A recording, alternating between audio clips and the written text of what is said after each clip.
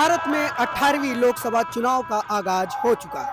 एक तरफ इंडिया गठबंधन है जो लोकतंत्र और संविधान बचाने के दावे के साथ चुनावी मैदान में है, तो वहीं दूसरी तरफ प्रधानमंत्री मोदी के नेतृत्व वाली एनडीए गठबंधन जो 400 पार के नारे के साथ तीसरी बार सत्ता में आने का दावा ठोक रही है। लेकिन अगर प्रधानमंत्री मोदी के पिछले 2 बार के कार्यकाल को देखें तो इन 10 सालों में भारत में धार्मिक ध्रुवीकरण और इस्लामोफोबिया बढ़ा ही है। मसलन देश की संसद में अपमानित होने से लेकर सड़क पर लिंच होने तक, घरों पर बुलडोजर चलने से लेकर पलायन तक, मस्जिदों के बाहर हुड़दंग से लेकर इमाम की हत्या तक, पुलिसकर्मी द्वारा नमाजी को लात मारने से लेकर ट्रेन में गोली मारे जाने तक, धर्म संसदों में नरसंहार की अपील के साथ हिंदुत्व पाप के उभार तक, युवा नेताओं पर यूएपीए लगाने से लेकर गौरक्षा के नाम पर बढ़ती हिंसा तक। इन सारी घटनाओं में एक ही चीज कॉमन है, वह है विक्टिम का मुसलमान होना। 10 साल में भारत में अभी इस तरह से दंगाई चल रहा है कि आदमी रास्ते पे निकलने के लिए सोच रहा है कि यहाँ से किशनगंज जाने में क्या होगा। आपका सर्जिल इमाम कितना दिन से जेल में पड़ा हुआ है, कोई आवाज उठाने वाला है उसके लिए? इंसाफ जिंदा नहीं है, यहाँ इंसाफ का मर्डर हो रहा है। धर्म में जो ये करता है ना, ये गलत हो रहा है। किसी धर्म पर उछलना, कीचड़ उछलना या उसको डांटना, रोकना, लात मारा, नमाज पढ़ा मारा लात, ये का है? इबादत कर रहा है, काहे मारता? नमाज पढ़ने के बाद तुम्हें गिरफ्तार करना, गिरफ्तार करो। तो नमाज पढ़ता है उसे हालत में मारता है लात, डंडा मारता है। तो खुद दिखाया टीवी में, पेपर में भी दिया था फोटो, है ना ये बात? तो ये क्या हुआ? मुस्लिम पर जुल्म नहीं हुआ?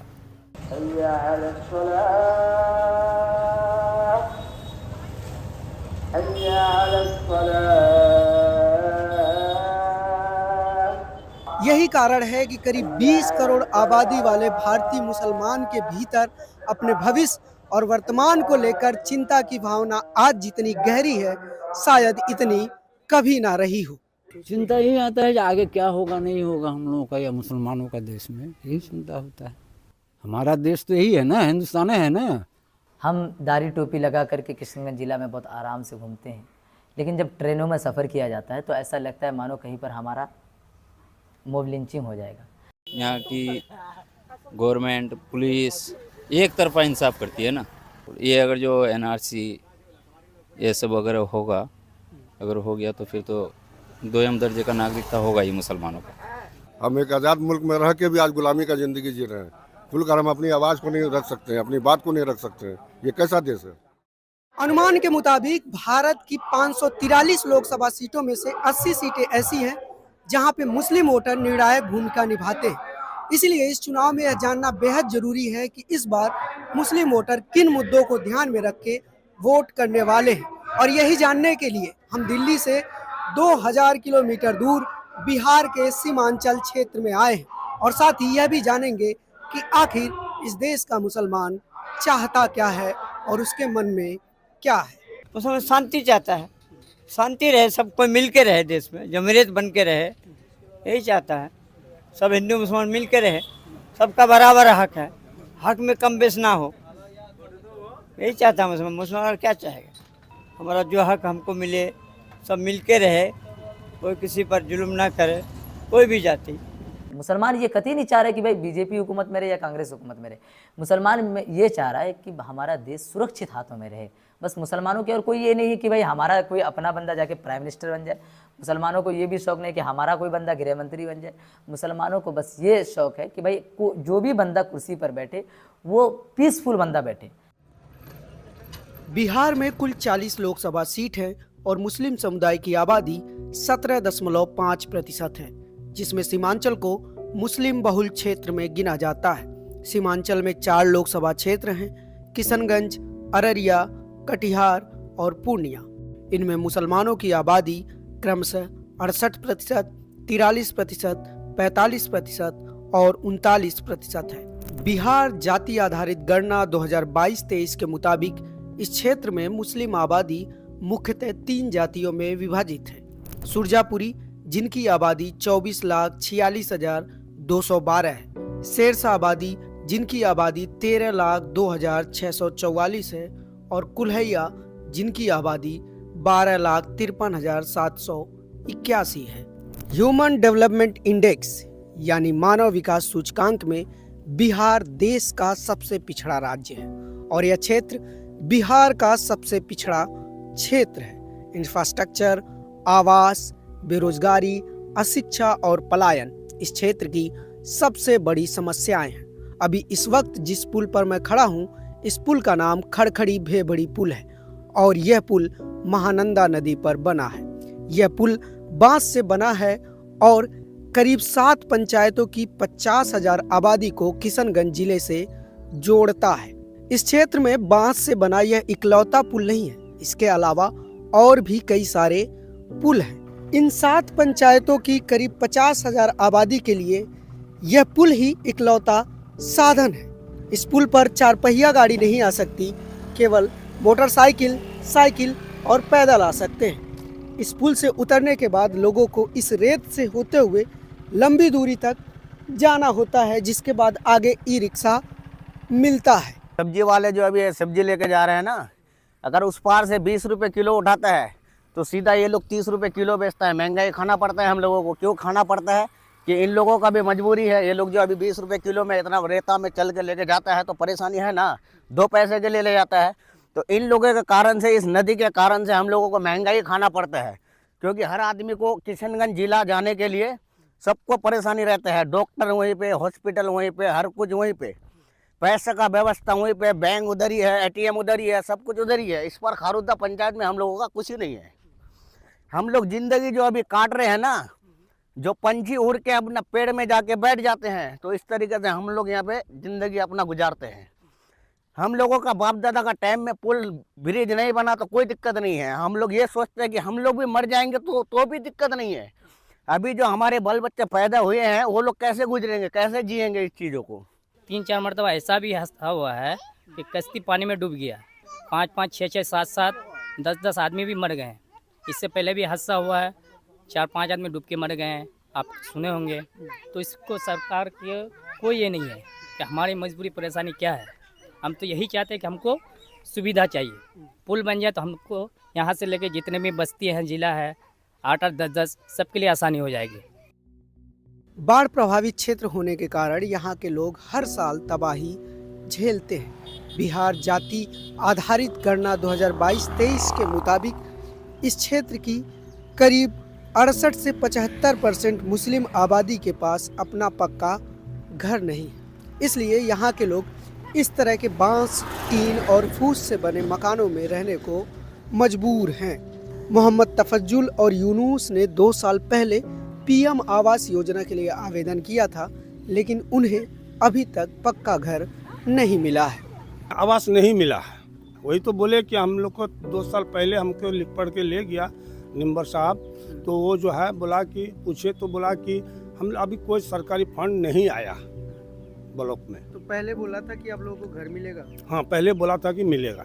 हमको बहुत दिक्कत होता है, हमारे पास छत का घर नहीं है, पक्का घर नहीं, कच्ची घर है, हमें इसकी तकलीफ है और इसलिए हम जो है सरकार की तरफ से घर नहीं मिला है। सरकार की तरफ से हमको नहीं मिला है। पेपर लिया गया है, कोई फॉर्म भरवाया गया है? जी है सर, फॉर्म तो भरे हैं, साल भर पहले फॉर्म भर के ले गया। अगर शैक्षणिक आंकड़ों की बात करें तो 4.24% सुरजापुरी मुस्लिम, 2.94% शेरशाहबादी मुस्लिम और केवल 3.76% कुल्हैया मुस्लिम 12वीं तक पढ़ाई कर पाते हैं। वहीं इन सभी जातियों से लगभग 2% बच्चे ही ग्रेजुएशन तक पढ़ाई कर पाते हैं। हमें यहाँ पर एक ऐसा भी स्कूल मिला जो कि झोपड़ी में चल रहा है। ये आप देख सकते हैं, यह एक सरकारी स्कूल है, 9 प्राथमिक विद्यालय आदिवासी टोला त्योसा। और इस सरकारी स्कूल के पास अपनी कोई बिल्डिंग नहीं है और यह पूरी तरह से झोपड़ी में चल रहा है, टीन में चल रहा है। आप सामने देखिए 2 टेबल लगी हुई है और वहाँ पर प्रधानाध्यापक बैठते हैं, यानी कि कोई भी एक कमरा भी, बंद कमरा भी नहीं है जहाँ पर डॉक्यूमेंट रखे जा सके, रिजल्ट रखे जा सके। अपनी बिल्डिंग ही नहीं है इस स्कूल के पास। इस स्कूल में कुल 120 बच्चे पढ़ते हैं और कक्षा 1 से लेकर 5वीं तक यहाँ पर पढ़ाई होती है। यहाँ सरकार ज़मीन खरीदने के लिए पैसा नहीं दे रही है। भवन बनाने का पैसा तो दे रही है, लेकिन ज़मीन खरीदने का पैसा नहीं दे रही है। अगर ज़मीन खरीदने का पैसा देता होता तो हमको लगता है कि 5 साल पहले ही भवन बन जाता। बिहार में लोकसभा की कुल 40 सीटें हैं। अगर सीट शेयरिंग की बात करें तो इंडिया गठबंधन में आरजेडी के पास 26 सीटें, कांग्रेस के पास 9 सीटें और बाकी सीटें लेफ्ट पार्टियों के पास हैं। वहीं एनडीए गठबंधन में बीजेपी के पास 17 सीटें, जदयू के पास 16 सीटें, 5 सीटें एलजेपी को मिली हैं और बाकी सीटें अन्य दलों को मिली हुई हैं। अगर बिहार लोकसभा में मुस्लिम कैंडिडेट की बात करें तो इंडिया गठबंधन ने कुल 4 मुस्लिम कैंडिडेट उतारे हैं, जिनमें से 2 राजद से हैं और 2 कांग्रेस से। वहीं एनडीए गठबंधन की तरफ से सिर्फ 1 मुस्लिम प्रत्याशी को उतारा गया है। बीजेपी की तरफ से एक भी मुस्लिम प्रत्याशी नहीं है, तो वहीं जदयू की तरफ से 1 मुस्लिम प्रत्याशी हैं किशनगंज लोकसभा से और एलजेपी की तरफ से भी कोई मुस्लिम प्रत्याशी नहीं है।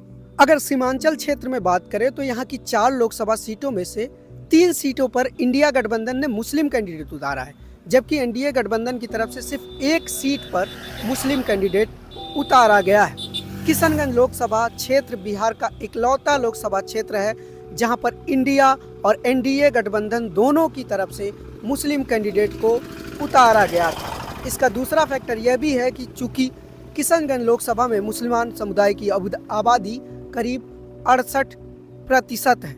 इसके अलावा यहाँ पर किशनगंज में ओवैसी फैक्टर भी काम कर रहा है और यहाँ पर ओवैसी की पार्टी MIM की तरफ से अख्तरुल इमाम चुनावी मैदान में है। मैं आपको बता दूं कि 2019 के लोकसभा चुनाव में किशनगंज ही इकलौती सीट थी जो विपक्ष के खाते में गई थी। डॉक्टर जावेद जीते थे। इसके अलावा बिहार की 39 सीटों पर एनडीए का कब्जा रहा। खुलेआम बीजेपी और बीजेपी के बड़े नेता और बीजेपी के सांसद पिछले कई सालों से और अभी मजबूती के साथ बोल रहे हैं कि हमें मौका दीजिए ताकि हम बाबा साहेब अम्बेडकर का संविधान बदल देंगे। वो संविधान जो हम सब को बराबरी का हिस्सा देता है, हम सब के लिए एक बराबर कानून है, हमारे सबको एक एक वोट दिया है, सबसे बड़ी ताकत है, वो छीन लेना चाहते हैं। और हमारे हिंदुस्तान के लोग आदरणीय प्रधानमंत्री जी को बता देंगे कि हम अपना संविधान आपको बदलने की इजाज़त नहीं देंगे। जो जाति आधारित गणना हुआ उस आधार पर 4,94,000 परिवार ऐसे चिन्हित हुए पूरे बिहार में जिनकी सालाना आमदनी 6,000 से कम है। ऐसे परिवारों को नीतीश कुमार की एनडीए सरकार अगले 5 साल में उनकी आमदनी बढ़ाने के लिए, उसको रोजगार उपलब्ध कराने के लिए 2 लाख रुपया प्रति परिवार देने का काम कर रही है। अरे भाई, ये हम नागरिक हैं देश के मुद्दे भी हैं और यहाँ क्षेत्र के मुद्दे तो MIM के अलावा किसी ने उठाया ही नहीं।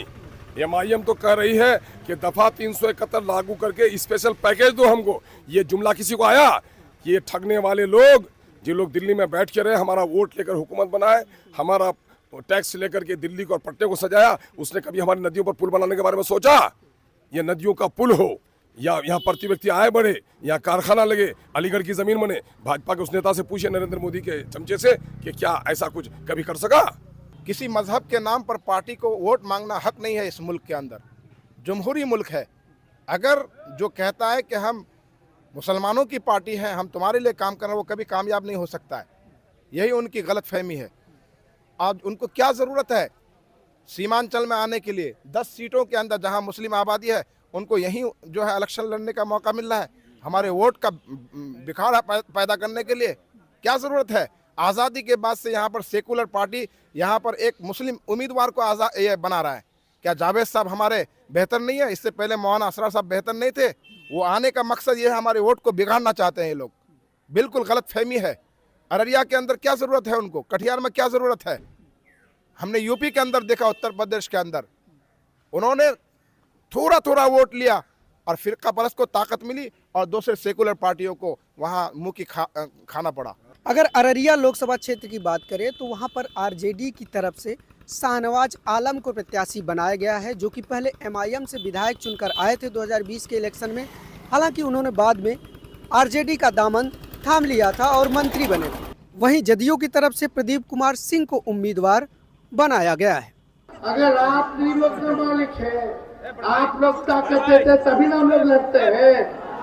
तो हाथ उठा के बताइए, ताकत दीजिएगा, भाई शहनवाज को जिताइएगा, और जो रूठे होंगे उनको भी मनाना है। अरे सब अपने हैं भाई।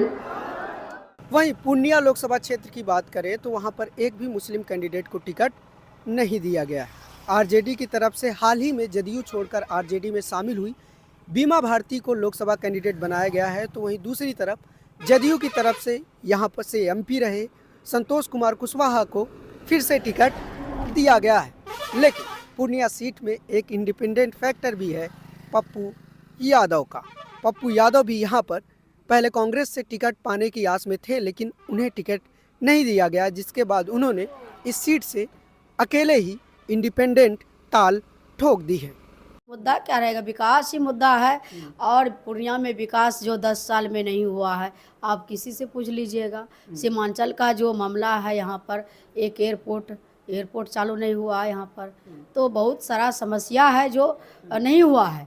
जनता परेशान है, महंगाई से लोग परेशान है, बेरोजगारी से परेशान है। क्या कल मोदी जी आए तो क्या रोजगार पर बात किए?